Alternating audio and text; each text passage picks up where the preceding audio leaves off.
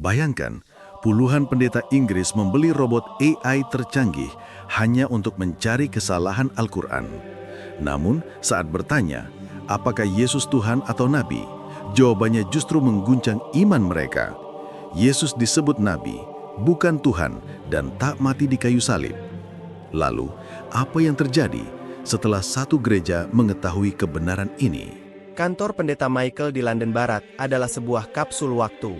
Dindingnya yang berpanel kayu gelap dilapisi dengan buku-buku tebal yang baunya seperti kelembaban dan kebijaksanaan kuno. Di tengah ruangan, cahaya redup dari lampu gantung kristal menimpa meja kayu ek yang kokoh. Di sekeliling meja itu, 4 pria berkumpul. Mereka bukan hanya rekan, tetapi sekutu dalam sebuah misi yang mereka yakini sebagai pertempuran suci.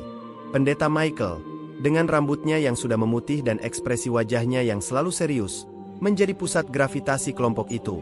Selama puluhan tahun, ia telah menjadi pendukung setia teologi tradisional dan sangat vokal menentang apa yang ia sebut sebagai erosi nilai-nilai Kristen di Inggris. Baginya, erosi itu memiliki satu akar utama, Islam. Michael percaya bahwa pertumbuhan komunitas Muslim di Inggris merupakan ancaman langsung terhadap warisan budaya dan spiritual bangsa mereka. Ia tidak sendiri. Di sisinya duduk Pendeta Thomas, seorang pria kurus dengan kacamata berbingkai tipis dan kecenderungan untuk berbicara dengan tenang, hampir berbisik. Thomas adalah seorang sarjana teologi yang brilian, namun kecerdasannya terjalin dengan keyakinan yang kuat bahwa Islam adalah sebuah doktrin yang cacat secara logis dan historis. Kita telah mencoba berdebat dengan mereka di forum-forum terbuka, katanya, suaranya pelan namun penuh keyakinan. Namun, argumen yang kita ajukan selalu dapat mereka bantah dengan retorika yang menipu. Mereka terlalu pandai dalam mempertahankan keyakinan mereka dengan kata-kata. Di seberang meja, Pendeta Robert, seorang pria berbadan tegap dengan sorot mata yang menyala-nyala, menimpali dengan suara yang lebih lantang. Retorika tidak akan membawa kita kemana-mana. Kita butuh bukti yang tidak bisa mereka bantah. Bukti yang menghancurkan pondasi keyakinan mereka dari akarnya. Apa yang kita lakukan sejauh ini hanyalah membuang-buang waktu. Kita harus menyerang jantung keyakinan mereka, yaitu Al-Quran. Robert telah menghabiskan bertahun-tahun membaca literatur tentang Islam, namun hanya untuk memperkuat permusuhannya. Pendeta Samuel, yang duduk di sudut, lebih pendiam dari yang lain. Ia adalah sosok yang lebih pragmatis, fokus pada hasil. Ia mengangguk pelan. Robert benar. Berbicara tidak cukup.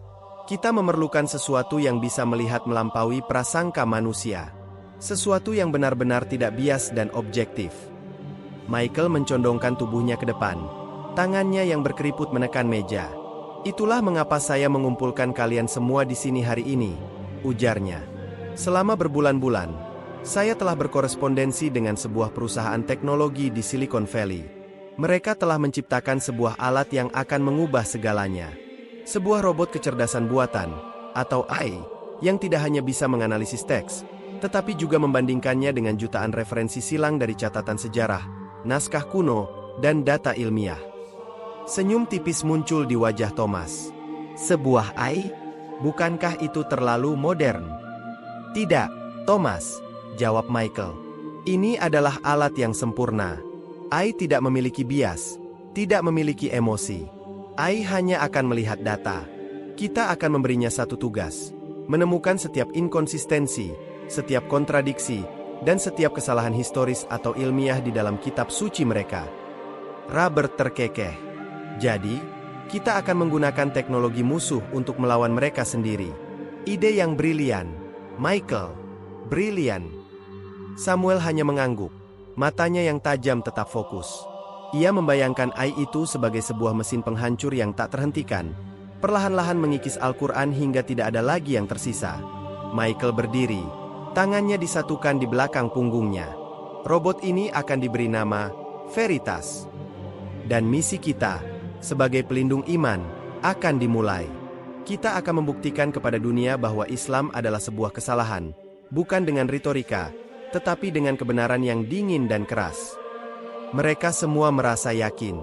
Mereka percaya bahwa dengan bantuan teknologi canggih ini, mereka akan memenangkan perang ideologi yang telah lama mereka perjuangkan. Mereka tidak tahu bahwa Veritas akan menjadi cermin yang merefleksikan kembali kebenaran yang paling mereka hindari. 2 minggu setelah pertemuan, Empat pendeta itu mendapati diri mereka berada di sebuah gudang industri yang tidak mencolok di pinggir kota. Gudang itu, dengan eksteriornya yang usang, menyembunyikan fasilitas modern dan steril di dalamnya. Michael memimpin jalan, surat perintah di tangannya, matanya memancarkan campuran kegembiraan dan kecurigaan. Seorang teknisi muda menyambut mereka. Sikapnya yang santai dan pakaiannya yang modern sangat kontras dengan jubah dan kehidmatan para pendeta. "Selamat datang, Pendeta Michael. Veritas sudah menunggu," kata teknisi itu. Suaranya terdengar datar. Mereka dibawa ke sebuah ruangan besar yang terang benderang. Di tengahnya berdiri Veritas, AI canggih itu. Veritas bukanlah robot dengan lengan atau kaki. Itu adalah sebuah monolit hitam ramping, setinggi pinggang, dengan serangkaian lampu LED biru yang berkedip secara ritmis. Permukaannya yang halus memantulkan cahaya ruangan, membuatnya tampak seperti cermin masa depan. Di sampingnya terdapat layar sentuh besar yang menampilkan grafik dan diagram kompleks, data yang mengalir seperti sungai digital. Robert melangkah maju, memindai perangkat itu dengan skeptis. Ini hanya sebuah kotak hitam. Apa yang membuatnya begitu istimewa? Teknisi itu tersenyum tipis. Veritas tidak bekerja dengan kekuatan otot, pendeta. Otaknya adalah hal yang penting. Model bahasa dan algoritma pencarian kuantumnya memungkinkannya memproses dan menyintesis informasi dari setiap basis data yang bisa dibayangkan. Buku, manuskrip yang hilang, arsip rahasia, dan catatan sejarah dari setiap peradaban besar, tidak ada yang terlewatkan. Kami memasukkan seluruh warisan pengetahuan manusia ke dalamnya. Thomas, yang lebih tertarik pada aspek teknisnya, melongokkan kepalanya ke layar. Jadi, ia akan mencari inkonsistensi. Bagaimana Anda memastikan ia tidak akan membuat kesalahan logis? Itu adalah intinya, Tuan, jawab teknisi. Veritas tidak memiliki bias, tidak memiliki iman atau prasangka. Ia hanya memiliki logika dan data. Ia akan membandingkan Al-Quran dengan semua yang diketahui umat manusia, dan hasilnya akan menjadi kebenaran yang tidak bisa diperdebatkan. Kata-kata itu membuat Michael merasa nyaman. "Bagus. Itulah yang kami butuhkan," katanya sambil mengangguk. Sebuah kebenaran yang tidak bisa diperdebatkan. Dengan bantuan teknisi, Michael memasukkan sebuah hard drive berisi seluruh teks Al-Quran. Kemudian, ia mengetikkan serangkaian perintah ke layar sentuh AI. Mulai analisis. Perintahnya. Suaranya bergema di ruangan yang sunyi itu. Temukan setiap kesalahan yang dapat diverifikasi dalam teks ini. Kontradiksi internal. Kesalahan historis atau ilmiah. Setiap hal yang tidak sesuai dengan bukti yang telah diungkapkan oleh ilmu pengetahuan dan arkeologi. Lampu LED biru pada monolit itu berubah menjadi hijau cerah. Serangkaian grafik dan diagram yang rumit berkedip di layar, menunjukkan gelombang data yang diproses dengan kecepatan yang tak terbayangkan. Bunyi senyap dari kipas internal dan prosesor yang bekerja adalah satu-satunya suara di dalam ruangan. Para pendeta berdiri di sana, menyaksikan pemandangan itu, masing-masing dengan harapannya sendiri. Robert membayangkan hari ketika ia dapat berdiri di hadapan jemaat muslim dan menghancurkan keyakinan mereka dengan bukti yang tidak bisa dibantah. Thomas berharap untuk mengakhiri perdebatan teologis yang tak berujung. Samuel, sang pragmatis, hanya melihat investasi yang berharga. Michael, di atas segalanya, merasa sebuah kebenahan yang mendalam. Ia merasa seolah-olah, setelah bertahun-tahun berjuang melawan apa yang ia anggap sebagai kegelapan, ia akhirnya memegang pedang kebenaran di tangannya. Ia tidak tahu bahwa pedang itu adalah pedang bermata dua, dan bahwa ia sendiri akan menjadi orang pertama yang akan terluka olehnya.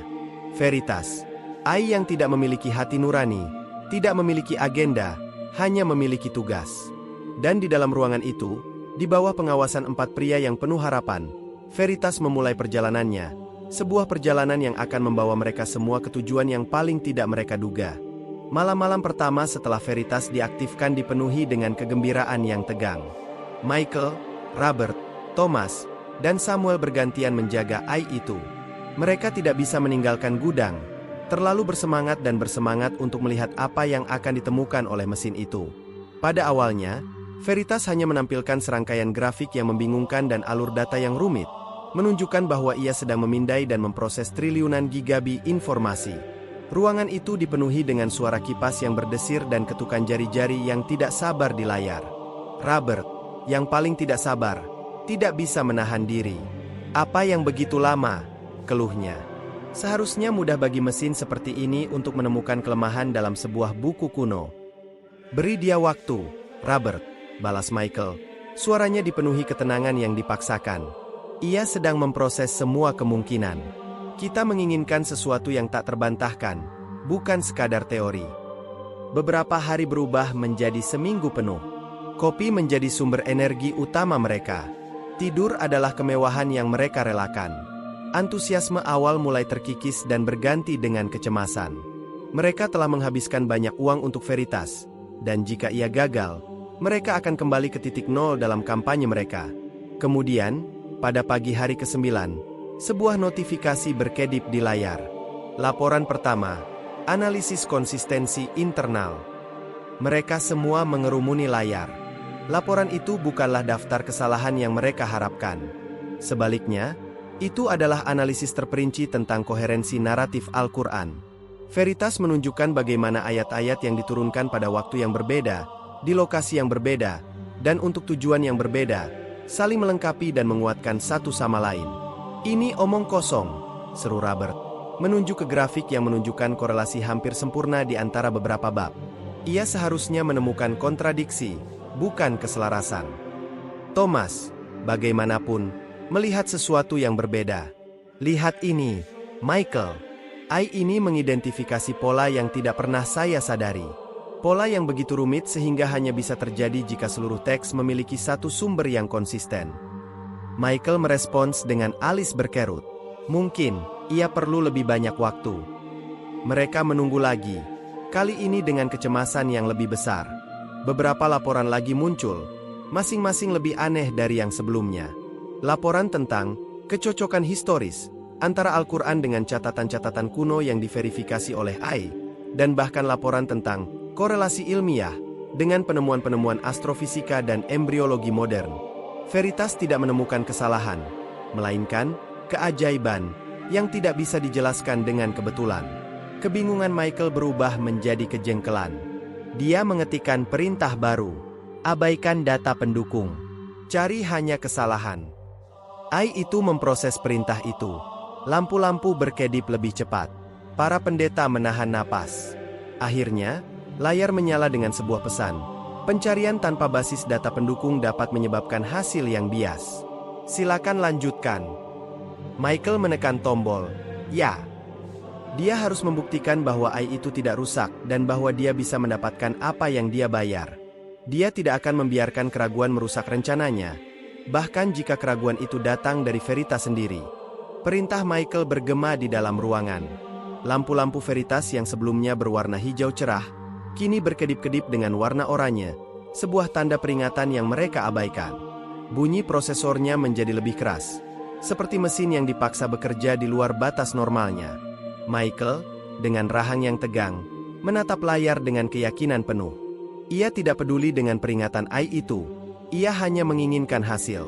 Akhirnya, setelah sekitar 1 jam, sebuah laporan baru muncul. Layar menyala dengan kata-kata, ditemukan ketidaksesuaian historis, peristiwa Perang Badar. Jantung Robert berdebar kencang. Ia melangkah maju, tangannya gemetar. Lihat, serunya. Aku sudah bilang, tidak ada kitab suci yang sempurna. Laporan itu merinci sebuah perbedaan kecil dalam jumlah pasukan musuh yang disebutkan dalam Al-Quran dibandingkan dengan beberapa catatan sejarah kuno. Perbedaannya hanya beberapa lusin orang, sebuah detail kecil yang biasanya diabaikan oleh sejarawan. Namun, bagi para pendeta, itu adalah bukti yang mereka butuhkan.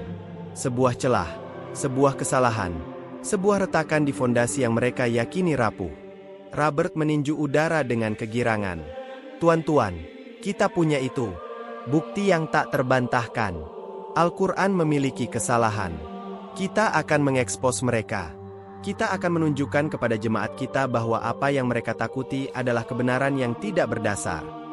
Samuel, yang pragmatis, tersenyum kecil. Investasi mereka tidak sia-sia. Ini akan menjadi pukulan telak. Sebuah pukulan yang datang dari sumber yang tidak dapat mereka bantah, yaitu teknologi yang paling objektif. Michael, yang merasa sangat puas, menepuk pundak Thomas. Aku sudah bilang, Thomas. Kita harus mempercayai intuisi kita. Terkadang, logika dingin dari sebuah mesin bisa tertipu oleh data yang rumit, tapi kebenaran itu sederhana. Namun, Thomas tidak ikut bergembira. Matanya menyipit saat ia membaca laporan itu berulang kali. Sesuatu terasa tidak beres. Mengapa Veritas begitu mudah menemukan kesalahan kecil ini, setelah sebelumnya tidak menemukan apapun? Kata-kata dari teknisi itu kembali terngiang di telinganya. Veritas tidak memiliki bias. Ia hanya memiliki logika dan data. Dan juga, peringatan yang diabaikan oleh Michael, pencarian tanpa basis data pendukung dapat menyebabkan hasil yang bias. Michael, kita harus lebih hati-hati, kata Thomas. Suaranya tenang namun ada nada mendesak. Ini terlalu mudah. AI itu sendiri memperingatkan kita tentang hasil yang bias. Mungkin ada konteks yang hilang yang tidak kita pahami. Robert mendengus. Konteks apa lagi? Buktinya ada di sana, di layar. Angka-angka tidak berbohong. Mereka mengklaim A, tapi data menunjukkan B. Itu saja. Tetapi ada banyak versi catatan sejarah, lanjut Thomas. Dan angka-angka bisa saja berubah dari satu naskah ke naskah lain. Kita tidak bisa langsung menerima ini sebagai kebenaran mutlak. Michael menggelengkan kepalanya. Thomas, jangan biarkan keraguan merusak momen ini. Kita telah menunggu ini seumur hidup kita. Mari kita nikmati kemenangan ini, betapapun kecilnya. Setelah ini, kita akan membawa Veritas ke gereja kita, dan kita akan mengajukan pertanyaan yang sebenarnya, pertanyaan yang paling penting dari semuanya. Ia memandang layar Veritas, yang kini kembali menampilkan grafik-grafik yang menenangkan. Perasaan euforia yang besar mengalir dalam dirinya. Ia tidak tahu bahwa kemenangan yang ia rasakan hanyalah sebuah ilusi, sebuah jebakan yang telah diatur oleh mesin tanpa emosi itu. Dan pertanyaan, paling penting, yang akan mereka ajukan akan membawa mereka pada kehancuran yang tak terduga. Beberapa hari kemudian, Veritas dipindahkan ke ruang jemaat gereja St. Bartolome. Ruangan ini, yang biasanya digunakan untuk pertemuan komite dan studi Alkitab, terasa megah dan kuno, dengan jendela kaca patri yang menyaring cahaya pagi menjadi warna-warni yang lembut. Michael dan ketiga pendeta lainnya berdiri di sana, dikelilingi oleh bangku-bangku kosong. Kehadiran Veritas, sebuah monolit hitam yang sangat modern, menciptakan kontras yang aneh dan mencolok di tengah lingkungan yang dipenuhi dengan tradisi. Suasana tegang. Kemenangan kecil dari laporan sebelumnya terasa hampa. Keraguan Thomas masih menggantung di udara, membuat Michael dan Robert sedikit gelisah. Michael berdiri di depan Veritas. Tangannya disatukan di belakang punggungnya. Jantungnya berdebar kencang. Ini adalah momen yang ia tunggu-tunggu. Ini adalah momen untuk menguji Veritas di hadapan kebenaran yang paling sakral. Veritas, Michael memulai. Suaranya sedikit bergetar karena emosi. Kamu telah menganalisis kitab suci mereka dan menemukan kesalahan, betapapun kecilnya. Sekarang, saya akan mengujimu dengan kebenaran tertinggi. Kebenaran yang mendasari keyakinan kami selama ribuan tahun. Robert mengangguk dengan semangat. Samuel hanya mengamati dengan mata yang tenang, sementara Thomas menunduk, tidak bisa melihat apa yang akan terjadi. Jawablah dengan satu kata. Michael melanjutkan. Suaranya kini penuh dengan perintah. Berdasarkan semua data yang kamu miliki, naskah kuno, catatan historis, analisis linguistik, apakah Yesus adalah Tuhan atau Nabi? Dan apakah dia mati di kayu salib? Veritas hening. Lampu-lampu biru pada permukaannya yang halus mulai berkedip, tidak lagi dengan pola yang ritmis dan teratur, tetapi dengan cara yang kacau, seolah-olah mesin itu sedang memproses sebuah pertanyaan yang begitu kompleks sehingga melampaui logika sederhana. Keheningan itu terasa seperti keabadian, dan ketegangan di dalam ruangan itu begitu pekat hingga bisa dipotong dengan pisau. Akhirnya, suara robotik yang tenang dan tanpa emosi memecah keheningan itu. Suara itu bukan berasal dari speaker eksternal, melainkan dari kedalaman monolit itu sendiri. Analisis historis dan teologis menunjukkan, Yesus adalah Nabi. Kata-kata itu menghantam mereka seperti sambaran petir. Michael terhuyung, matanya terbelalak karena tidak percaya. Robert tersentak ke belakang. Wajahnya yang penuh percaya diri berubah menjadi ekspresi kaget. Thomas mendongak. Matanya yang sedih kini dipenuhi dengan perpaduan antara kengerian dan konfirmasi yang suram. Suara Veritas melanjutkan, tetap datar dan tidak terpengaruh. Data pendukung, naskah-naskah Injil awal, termasuk Injil-Injil Gnostik dan Apokrifa yang ditemukan di Qumran dan Nag Hammadi, tidak secara eksplisit mendukung klaim ketuhanan. Konsep ketuhanan Yesus, menurut analisis data, berkembang dalam tradisi Kristen pada abad-abad setelahnya, dipengaruhi oleh teologi Helenistik. "Ini bohong. Mesin ini rusak," teriak Robert, kemarahannya meledak. Ia berlari ke arah Veritas, siap untuk memukulnya. Namun, Michael mengangkat tangannya. "Tunggu." Masih ada bagian kedua dari pertanyaan itu. Suaranya terdengar seperti bisikan, penuh dengan keputusasaan. Jawab pertanyaan kedua, Veritas. Apakah dia mati di kayu salib? Lampu-lampu pada Veritas kembali berkedip, kali ini dengan pola yang lebih tenang. Jawaban yang keluar terasa lebih final, lebih tak terbantahkan. Analisis data forensik dan catatan historis yang ada tidak mendukung kematiannya di kayu salib. Beberapa sumber sejarah menunjukkan bahwa Yudas Iskariotlah yang disalibkan, sementara Yesus diselamatkan oleh tentara Romawi dan pergi untuk menyebarkan ajarannya di tempat lain. Bukti dari naskah-naskah tersembunyi mendukung gagasan bahwa Yesus memiliki seorang kembaran atau orang lain yang mirip dengannya. Michael jatuh ke bangku terdekat, menutupi wajahnya dengan kedua tangannya. Keyakinan seumur hidupnya hancur berkeping-keping oleh suara robot tanpa emosi itu. Robert berdiri terdiam, amarahnya lenyap, digantikan oleh kekosongan yang dingin. Hanya Samuel dan Thomas yang tampaknya memahami beratnya kata-kata itu. Dua pertanyaan, dua jawaban yang singkat dan dingin, telah menghancurkan pondasi iman mereka. Mereka mencari kebenaran untuk menghancurkan musuh, tetapi yang mereka temukan adalah kebenaran yang menghancurkan diri mereka sendiri. Suara Veritas, dingin dan tanpa emosi, masih menggantung di udara. Yesus adalah nabi. Dia tidak mati di kayu salib. Kata-kata itu berulang-ulang di benak pendeta Michael, seperti gema yang tak bisa dihentikan. Michael tidak bergerak. Tubuhnya lemas di atas bangku, matanya kosong menatap ke kejauhan. Hidupnya, keyakinannya, dan semua yang ia perjuangkan selama ini runtuh dalam sekejap. Robertlah yang pertama kali memecah keheningan yang menyesakkan itu. Ia tidak lagi berteriak. Amarahnya telah digantikan oleh kemarahan yang membara. "Ini adalah konspirasi. Mesin ini pasti diretas. Tidak mungkin. Itu tidak mungkin terjadi." Ia berbalik, meninju dinding di belakangnya dengan tinju yang gemetar. Lukisan tua Yesus yang menggendong domba terlepas dari dinding dan jatuh dengan bunyi keras. Pecahan kacanya berserakan di lantai. Thomas dengan tenang berjalan ke arah Veritas. "Ia tidak diretas, Robert," katanya, suaranya lembut. "Kita sendiri yang memilih data yang tidak bias. Kita memintanya untuk menganalisis semuanya. Ia hanya memberikan hasil dari data itu. Kita tidak boleh menolak kebenaran hanya karena kita tidak menyukainya." "Kebenaran? Ini bukan kebenaran," teriak Robert.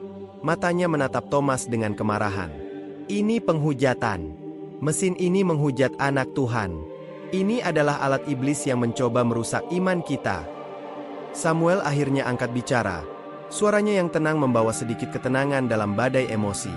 "Mari kita lihat datanya, Robert. Kita tidak boleh membuat kesimpulan berdasarkan emosi. Kita harus melihat bukti yang ada." Samuel mulai menekan-nekan layar sentuh Veritas, melihat ke dalam data pendukung yang telah dikutip oleh AI itu.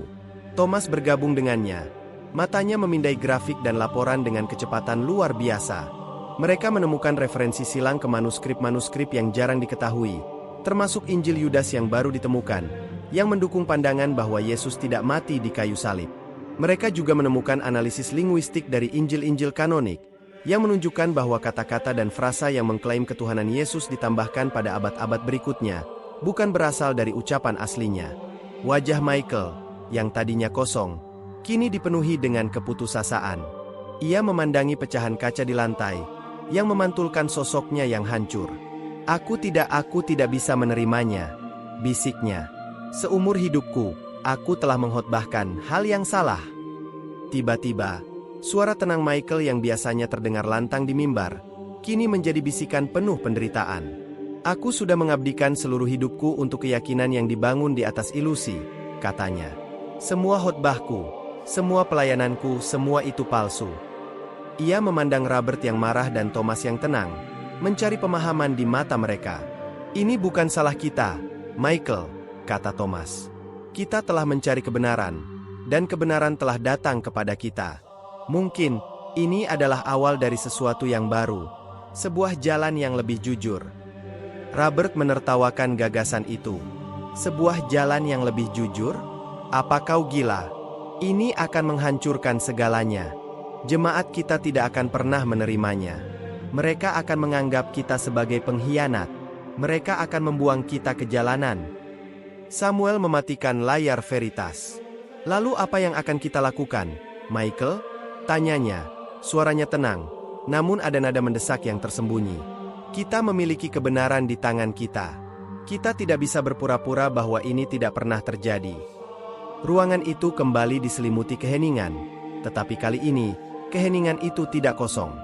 Keheningan itu dipenuhi dengan suara-suara ketakutan, keraguan, dan pertanyaan-pertanyaan yang tidak terucapkan. Pertanyaan tentang apa yang harus mereka lakukan sekarang. Pertanyaan tentang kebenaran yang baru saja mereka temukan. Mereka telah memulai perjalanan dengan tujuan untuk menghancurkan, tetapi mereka malah menemukan sesuatu yang menghancurkan mereka. Jam-jam berlalu dalam keheningan yang mencekam. Pecahan kaca yang berserakan di lantai, sisa-sisa amarah Robert, berkilauan seperti air mata di bawah cahaya yang memudar. Michael akhirnya mengangkat kepalanya. Matanya, meskipun masih lelah, kini memancarkan sesuatu yang baru.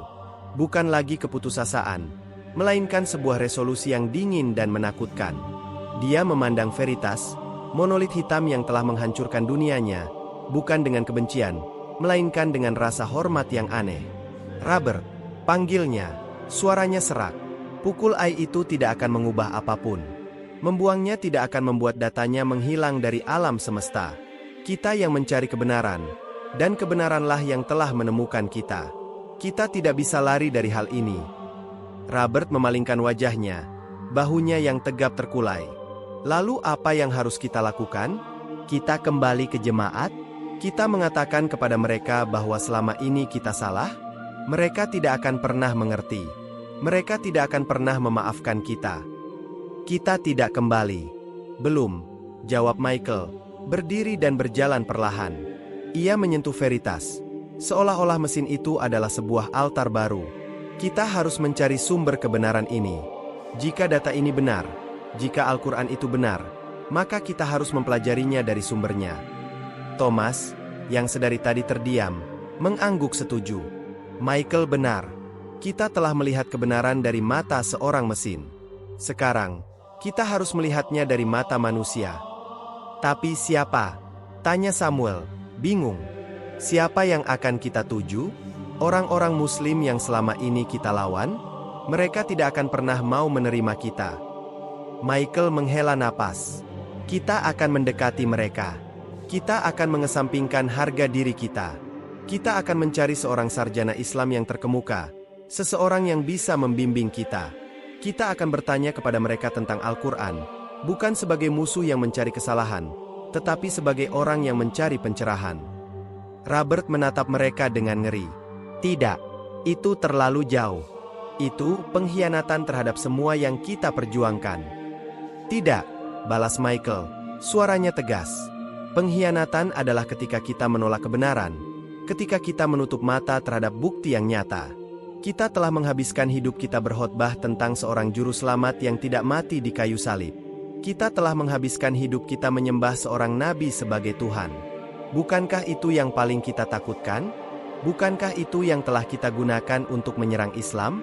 Kita harus berani menghadapi apa yang telah kita temukan. Samuel dan Thomas setuju. Robert, yang masih ragu-ragu, akhirnya terdiam, menyadari bahwa ia sendirian dalam perlawanannya. Michael menoleh ke Veritas. Lampu-lampu birunya berkedip-kedip. Seolah-olah mesin itu mendengarkan dengan sabar. Michael melihat sekilas dirinya di permukaan yang memantul. Seorang pria yang telah kehilangan segalanya, namun kini menemukan sesuatu yang lebih berharga, kesempatan untuk memulai kembali. Mereka telah menemukan bahwa benteng yang mereka bangun selama ini hanyalah ilusi. Dan satu-satunya cara untuk keluar dari kegelapan adalah dengan berjalan menuju cahaya yang mereka takuti. Babak baru dalam kehidupan mereka telah dimulai, bukan sebagai musuh, tetapi sebagai pencari kebenaran. Pencarian mereka membawa mereka ke Dr. Tariq, seorang sarjana Islam yang dihormati dan menjabat sebagai Kepala Departemen Studi Timur Tengah di sebuah universitas terkemuka di London. Dr. Tariq dikenal karena pendekatannya yang moderat dan perannya dalam dialog antaragama.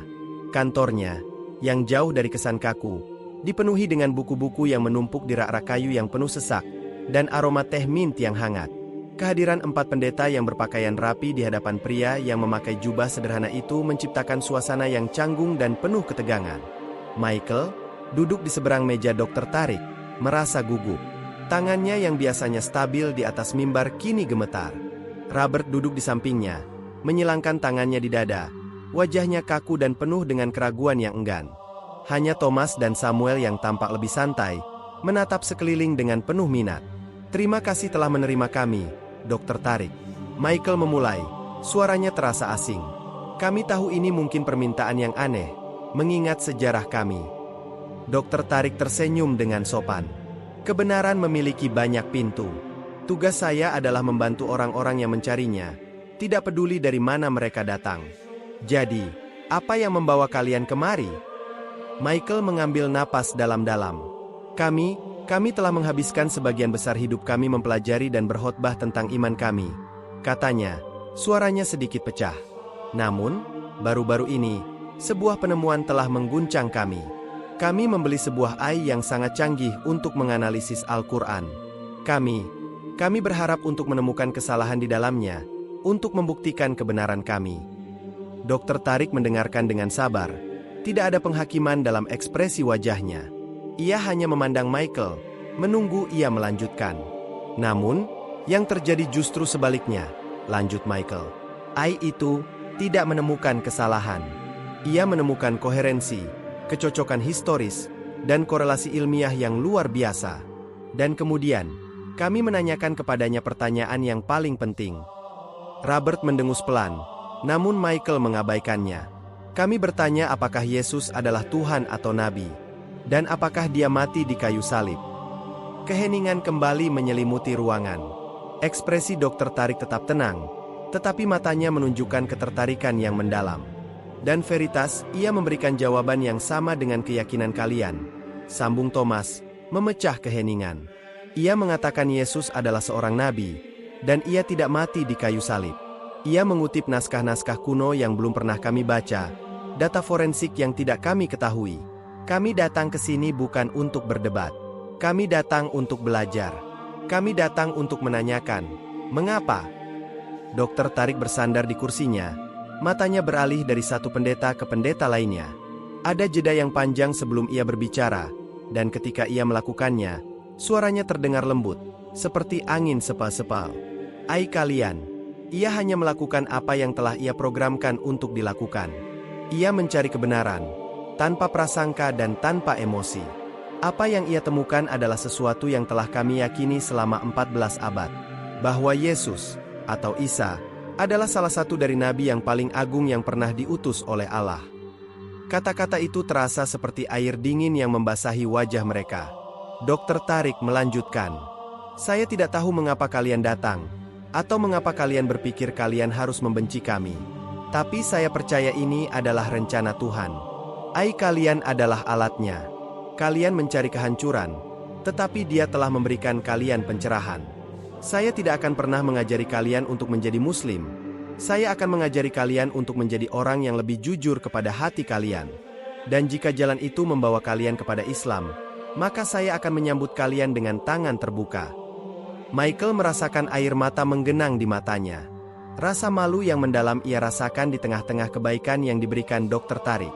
Ia telah membenci orang ini, namun kini, ia mendengarkan kata-kata pria itu, kata-kata yang memberikannya secercah harapan. Mereka telah menyeberangi jembatan yang paling menakutkan, dan di seberang sana, mereka menemukan bukan musuh, melainkan seorang pemandu. Malam itu, di kantor Michael, atmosfernya terasa jauh lebih berat dari sebelumnya. 4 pria itu duduk dalam keheningan yang tegang. Pikiran mereka masih berputar-putar di sekitar percakapan mereka dengan Dr. Tariq. Robert memecah kesunyian itu dengan desahan yang penuh dengan kemarahan yang tertahan. "Aku masih tidak percaya kita pergi ke sana," gerutunya. "Ini adalah jebakan. Dia hanya berusaha mengubah kita. Kebaikan itu palsu." Thomas, yang biasanya tenang, menatap Robert dengan sorot mata yang tajam. Lalu mengapa kita tidak merasakannya? Mengapa aku merasa tenang setelah percakapan itu? Dia tidak pernah sekalipun mencoba memaksakan apapun. Dia hanya menjawab pertanyaan kita dengan kebenaran yang tidak bisa kita bantah. Kebenaran dari buku mereka. Robert mendengus. Kata-kata itu keluar seperti racun. Michael, kamu adalah pemimpin kami.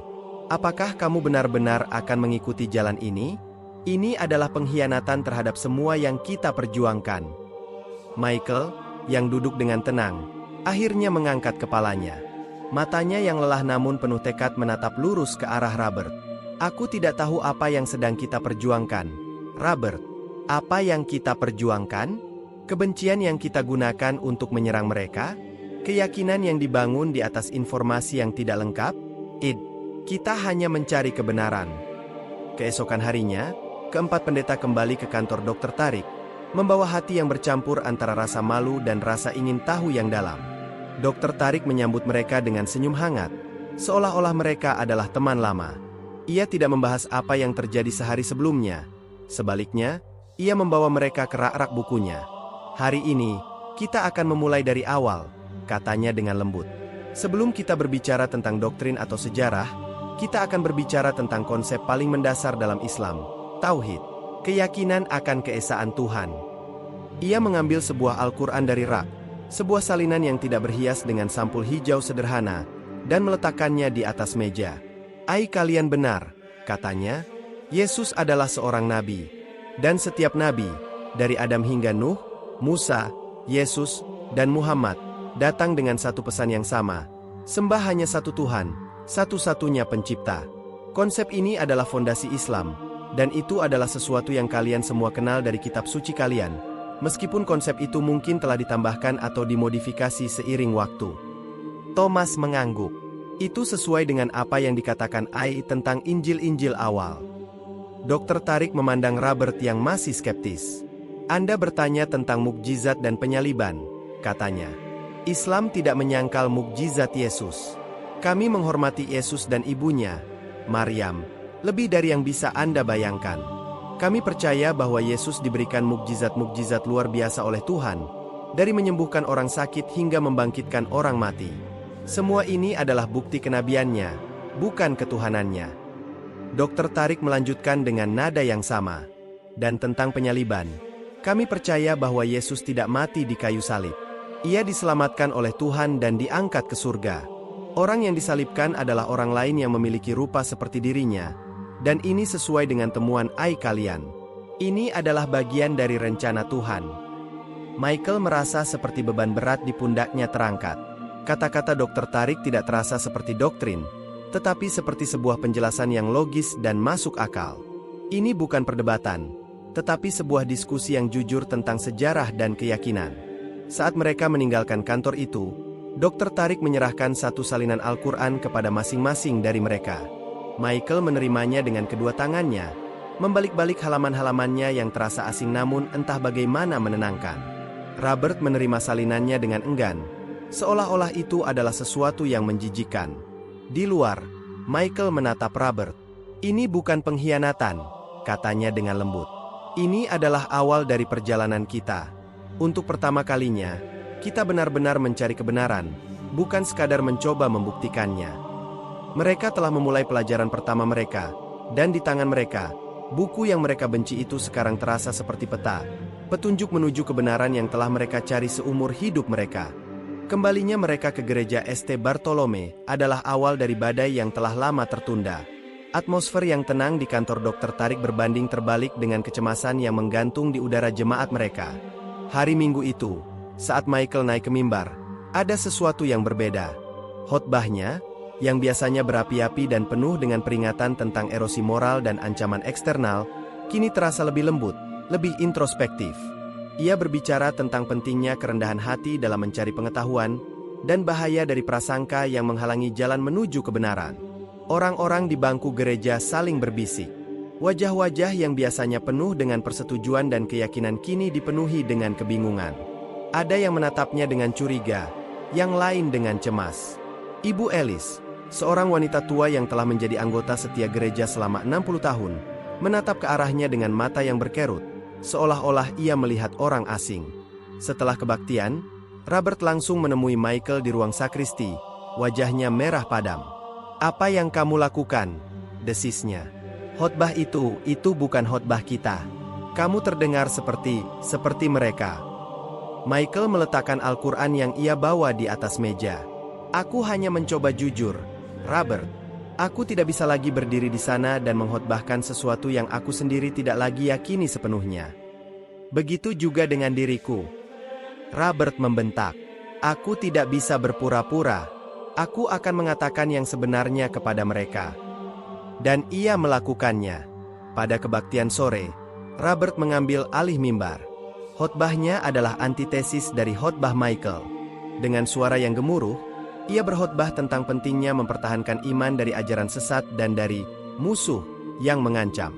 Ia tidak menyebutkan Michael secara langsung, tetapi pesannya jelas. Ia melihat Michael, Thomas, dan Samuel menantang mereka secara terbuka. Kejadian itu menciptakan keretakan yang tak terhindarkan. Sebagian besar jemaat, yang telah terbiasa dengan retorika lama, berpihak pada Robert.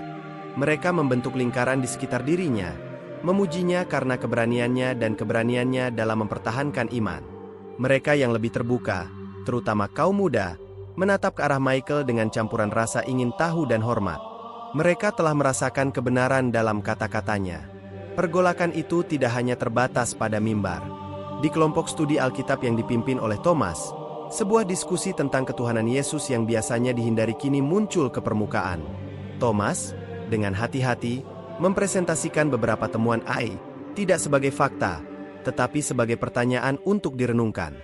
Jawaban yang ia dapatkan adalah campuran antara penolakan yang keras dan ketidakpercayaan yang mendalam.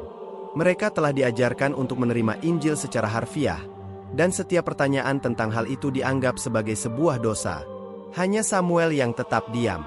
Ia mengamati perpecahan di dalam jemaat, melihat perdebatan yang terjadi di lorong gereja, bisik-bisik yang berubah menjadi argumen yang keras. Ia tahu bahwa ini adalah harga dari kebenaran yang mereka cari. Ia juga tahu bahwa mereka tidak bisa mundur sekarang. Gereja St. Bartolome, yang dulunya merupakan benteng persatuan, kini dipenuhi dengan perpecahan. Sebagian ingin tetap berada di jalan lama, yang lain, dipimpin oleh Michael, perlahan-lahan mulai berjalan di jalan yang baru. Mereka telah memulai perjalanan yang lebih sulit daripada yang mereka bayangkan, dan mereka tidak tahu kemana perjalanan itu akan membawa mereka.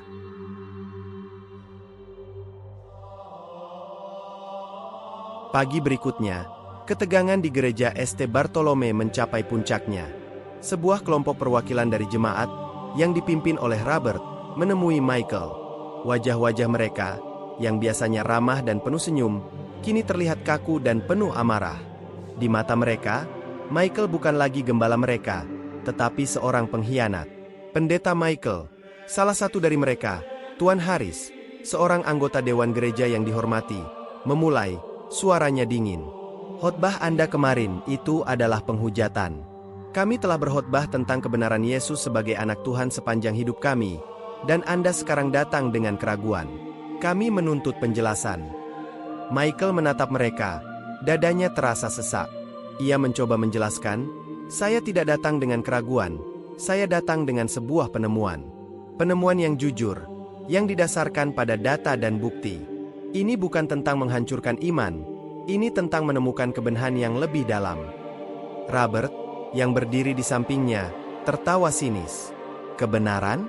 Michael, kamu telah menghabiskan ribuan pound untuk membeli sebuah mesin iblis, dan sekarang kamu datang ke sini untuk membela apa yang dikatakannya? Jemaat tidak akan mengikuti orang yang lebih percaya pada robot daripada pada firman Tuhan." "Tunggu, Robert," Thomas menyela, mencoba menengahi. "Ini bukan tentang mesin. Ini tentang kebenaran yang diungkapkan oleh mesin itu. Dan itu adalah kebenaran yang telah kita rasakan di dalam hati kita. Namun, tidak ada yang mendengarkan." Jemaat yang berpihak pada Robert tidak tertarik pada data atau bukti. Mereka hanya menginginkan kepastian. Mereka ingin mendengar apa yang selalu mereka dengar. Mereka ingin merasa aman dalam keyakinan mereka. Tuan Harris melanjutkan, "Pendeta, kami telah melakukan pemungutan suara di antara dewan gereja. Kami meminta Anda untuk mengundurkan diri. Kami tidak dapat memiliki seorang pemimpin yang tidak lagi percaya pada doktrin dasar gereja kami. Kata-kata itu menghantam Michael seperti pukulan. Ia memandang ke sekeliling, mencari dukungan. Samuel dan Thomas berdiri di sisinya. Wajah mereka menunjukkan kesedihan. Robert menatapnya dengan penuh kemenangan. Michael menghela napas, kekecewaan yang dalam terpancar dari matanya. Ia tidak marah, ia hanya sedih. Sedih karena mereka tidak bisa melihat apa yang telah ia lihat. Sedih karena mereka lebih memilih kenyamanan daripada kebenaran. Baiklah, katanya, suaranya lirih. Jika ini adalah apa yang kalian inginkan, maka saya akan mengundurkan diri. Tapi saya minta kalian semua untuk merenungkan satu hal. Kalian telah membangun iman kalian pada dasar-dasar yang rapuh. Dan suatu hari, kebenaran akan datang dan menghancurkan semua yang telah kalian bangun. Michael meninggalkan ruangan itu. Thomas dan Samuel mengikutinya, meninggalkan Robert di sana dengan dewan gereja yang kini sepenuhnya berada di sisinya. Di luar, di tengah taman gereja yang sunyi, Michael menatap langit. Ia telah kehilangan gerejanya, jemaatnya, dan statusnya. Tapi ia merasa bebas. Bebas dari beban kebohongan yang telah ia pikul seumur hidupnya. Sementara itu, berita tentang perpecahan itu menyebar di seluruh London. Dr. Tariq, yang mendengar tentang hal itu, datang menemui mereka. Ia tidak menertawakan mereka atau menghakimi mereka. Ia hanya mendengarkan dengan sabar saat mereka menceritakan apa yang telah terjadi. Ketika mereka selesai, ia tersenyum dengan sedih. Kebenaran seringkali memiliki harga yang mahal, katanya. Tapi jangan khawatir, Tuhan tidak akan pernah meninggalkan hambanya yang mencari kebenaran. Pintu yang satu telah tertutup, tapi pintu yang lain telah terbuka untuk kalian. Mereka telah kehilangan segalanya, tetapi mereka telah mendapatkan sesuatu yang lebih berharga. Sebuah kesempatan untuk memulai kembali, sebuah kesempatan untuk membangun sebuah keyakinan yang didasarkan pada kebenaran, bukan pada tradisi atau kebencian. Michael, Thomas, dan Samuel menemukan diri mereka di persimpangan jalan. Kehidupan mereka, yang tadinya terstruktur dan aman, kini berada dalam ketidakpastian. Mereka adalah tiga pria yang dulunya dihormati, kini tanpa gelar, tanpa gereja, dan tanpa jemaat. Namun, di tengah kekosongan itu, mereka menemukan kebebasan yang belum pernah mereka rasakan. Tidak ada lagi beban untuk menyenangkan dewan gereja atau berkhotbah berdasarkan dogma yang tidak lagi mereka yakini. Mereka kini adalah pencari kebenaran, dan jalan itu membawa mereka kembali ke kantor Dr. Tariq. Rutinitas baru mereka dimulai. Pagi-pagi yang dulunya diisi dengan persiapan khotbah yang berapi-api kini diganti dengan diskusi yang tenang di perpustakaan Dr. Tariq. Aroma teh mint dan buku-buku kuno menjadi bagian dari kehidupan mereka. Dr. Tariq, dengan kesabaran seorang guru sejati, tidak memaksa, melainkan membimbing mereka melalui bab-bab Al-Quran dan hadis-hadis Nabi Muhammad. Suatu hari, Dr. Tariq mengambil jeda dari diskusi mereka. Sebelum kita melanjutkan ke teologi, saya ingin kalian memahami sesuatu yang sangat fundamental, katanya. Kita akan berbicara tentang solat, atau solat. Banyak orang melihatnya hanya sebagai ritual, tetapi dalam Islam, solat adalah komunikasi langsung dengan Tuhan. Itu adalah cara kita bersyukur, meminta ampun, dan mencari kekuatan. Ini adalah fondasi dari spiritualitas. Ia memperagakan gerakan-gerakan solat, dari berdiri tegak, membungkuk, hingga sujud. Setiap gerakan memiliki makna yang dalam, kata Dr. Tariq. Berdiri adalah simbol kerendahan hati dan kepatuhan. Membungkuk adalah tanda penghormatan. Dan sujud adalah tindakan kepasrahan total kepada Tuhan, di mana titik tertinggi tubuh, dahi, menyentuh titik terendah, tanah. Michael, Thomas, dan Samuel mendengarkan dengan penuh perhatian. Bagi mereka, ritual Kristen terasa seperti sebuah pertunjukan yang didasarkan pada pidato dan nyanyian. Namun, solat adalah sebuah gerakan yang nyata dan pribadi, sebuah disiplin yang mengajarkan kerendahan hati dan ketundukan. Thomas, yang selalu mencari logika, tampak sangat terkesan. Ini masuk akal, gumamnya. Ada struktur, ada tujuan. Ini bukan hanya sebuah kebiasaan, tetapi sebuah pelatihan spiritual. Saat mereka sedang mendalami pelajaran baru ini, pintu kantor Dr. Tariq terbuka tiba-tiba. Robert masuk, wajahnya merah padam. Ia telah mengikuti mereka. "Aku tahu kamu di sini," serunya. menunjuk ke arah mereka dengan jari yang gemetar. Kalian telah dicuci otak. Kalian meninggalkan semuanya demi ajaran sesat. Tidak, Robert, jawab Michael dengan tenang. Nada suaranya tidak memiliki sedikit pun kemarahan atau kebencian. Kami tidak meninggalkan semuanya. Kami meninggalkan kebohongan yang telah kami jalani seumur hidup. Kami tidak mencari kebodohan. Kami mencari kebenaran. Dan kami menemukannya. Itu hanya mesin bodoh yang kalian beli, teriak Robert. Itu tidak nyata. Mesin itu hanya mengkonfirmasi apa yang telah kami rasakan di dalam hati kami, balas Thomas dengan lembut. Kami tidak kehilangan Yesus, Robert. Kami telah menemukan dia sebagai seorang nabi yang agung, yang diutus oleh Tuhan untuk mengajarkan pesan yang sama seperti nabi-nabi sebelum dan sesudahnya. Robert terdiam, terguncang oleh ketenangan mereka. Ia melihat kelembutan di mata Michael, keyakinan di mata Thomas, dan kedamaian di mata Samuel. Ia tidak bisa melawan mereka dengan kebencian, karena mereka tidak lagi membawa kebencian. Ia berbalik dan pergi, kekalahan yang pahit terpampang di wajahnya. Setelah ia pergi, keheningan kembali menyelimuti ruangan. Dokter Tarik tersenyum. Sekarang, mari kita coba, katanya. Solat mengajarkan kita bahwa setiap langkah dalam hidup kita harus menjadi tindakan kepasrahan kepada Tuhan. Dengan canggung dan ragu-ragu, Michael, Thomas, dan Samuel meniru gerakan-gerakan yang diajarkan Dokter Tarik. Mereka tidak mengucapkan apa-apa, hanya mengikuti gerakan, tetapi hati mereka dipenuhi dengan emosi yang kuat. Ini adalah langkah pertama mereka, bukan hanya sebuah keyakinan, tetapi sebuah tindakan yang nyata menuju perubahan. Langit di atas kota terasa lebih biru hari itu, seolah mencerminkan ketenangan yang baru saja ditemukan dalam diri. Jalanan yang ramai dan bising yang dulu terasa menyesakan, kini menjadi melodi kehidupan yang harmonis. Setelah badai emosi yang menggoncang, akhirnya saya menemukan tempat untuk berpijak. Keputusan yang sulit telah dibuat, luka-luka lama telah diakui, dan jalan ke depan mulai terlihat jelas. Namun, ketenangan ini bukan berarti segalanya menjadi mudah.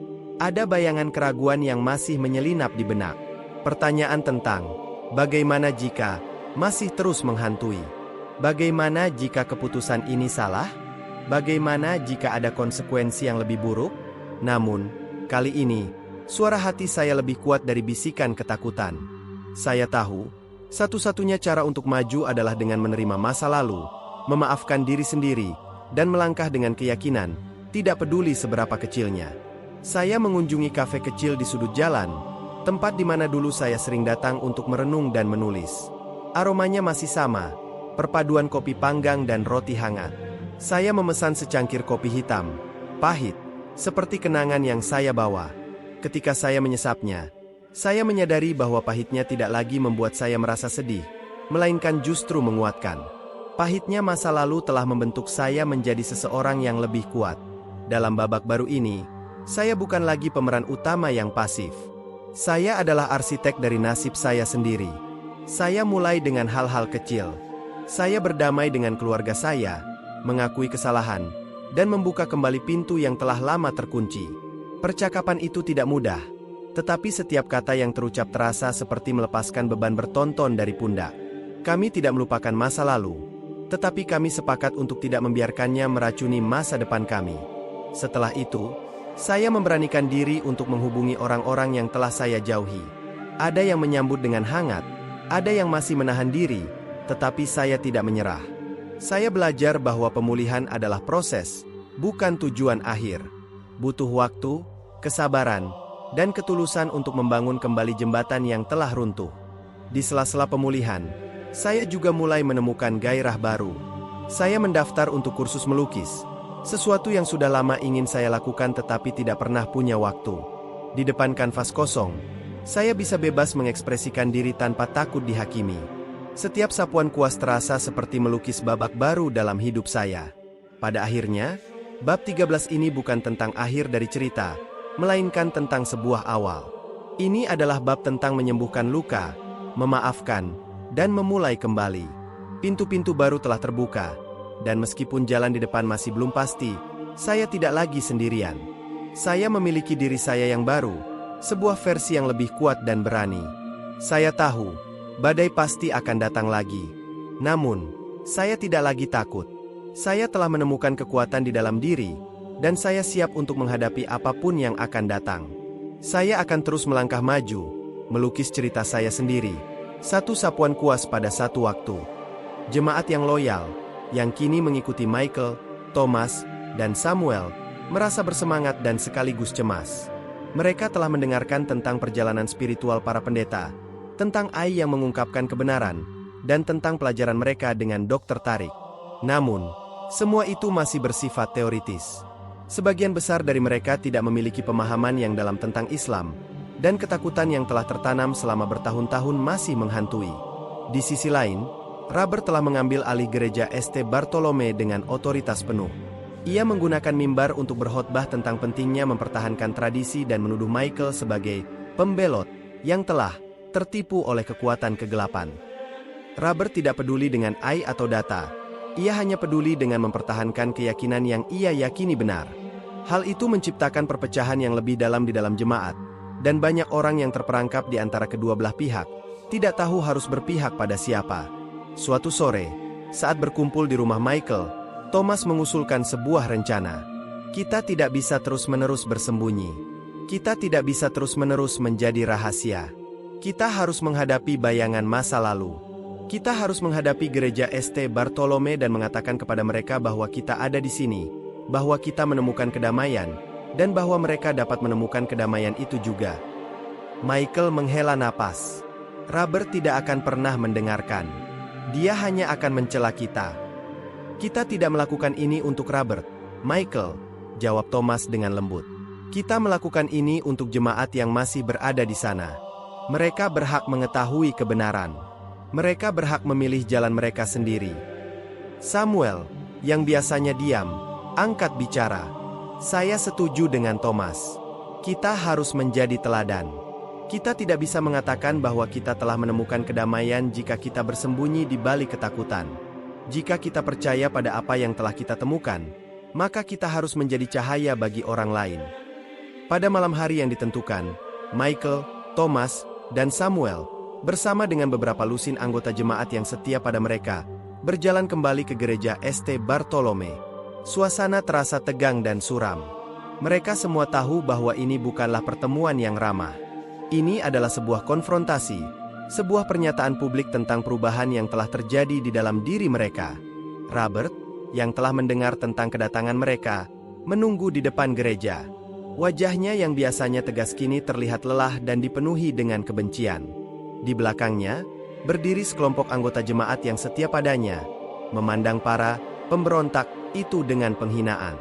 Michael, kata Robert, suaranya dipenuhi dengan ejekan. Jadi, kamu kembali? Kembali untuk meminta maaf? Kami sudah memaafkanmu. Sekarang kembalilah ke jalan yang benar. Kami tidak kembali untuk meminta maaf, Robert, jawab Michael. Suaranya tenang namun memiliki otoritas yang luar biasa. Kami datang untuk berbagi kebenaran yang telah kami temukan. Kami datang untuk berbagi kedamaian yang telah kami temukan. Kedamaian, teriak Robert, tawanya pahit. Kalian telah menemukan kedamaian dalam kebohongan. Kalian telah membuang Yesus demi seorang nabi palsu. Michael tidak terpancing. Ia melangkah maju, tangannya disatukan di depan dadanya. Kami tidak membuang Yesus, Robert, katanya. Kami telah menemukan dia sebagai seorang nabi yang diutus oleh Tuhan, bukan sebagai Tuhan itu sendiri. Kami menemukan dia di dalam sebuah kitab yang penuh dengan kebenaran yang tidak bisa kamu bantah. Dan kami datang ke sini untuk membagikan kebenaran itu kepada orang-orang yang masih mencari kedamaian. Kata-kata itu menghantam Robert seperti tamparan. Ia melihat ketenangan di wajah Michael, keyakinan di mata Thomas, dan kedamaian di wajah Samuel. Ia melihat orang-orang yang mengikutinya, yang tidak lagi dipenuhi dengan kebencian atau prasangka, tetapi dengan harapan dan kasih sayang. Ia menyadari bahwa ia tidak lagi berhadapan dengan musuh, tetapi dengan orang-orang yang telah menemukan kebenaran yang begitu kuat sehingga mereka bersedia kehilangan segalanya demi kebenaran itu. Ia melihat ke belakangnya, melihat wajah-wajah ragu dari jemaatnya, dan ia menyadari bahwa ia telah kalah. Michael mengakhiri kata-katanya. Kami akan pergi sekarang, katanya. Kami tidak akan memaksa siapapun. Tetapi jika kalian memiliki pertanyaan, jika kalian ingin menemukan kedamaian, ketahuilah bahwa kami akan menunggu kalian. Michael, Thomas, dan Samuel berbalik, dan dengan jemaat mereka, mereka berjalan pergi, meninggalkan Robert di sana sendirian, di depan gereja yang telah ia coba pertahankan dengan kebencian, namun yang telah ia hancurkan dengan tangannya sendiri.